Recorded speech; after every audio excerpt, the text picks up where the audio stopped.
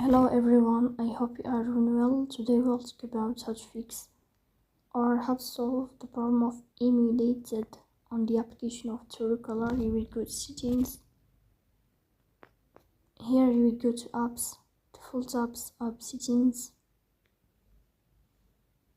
In this page here you will search about Truecaller and you will click. In this page of app info, you will go to first stop and you will click OK. Here you will enter to the window of storage. Here you will click on clear cache.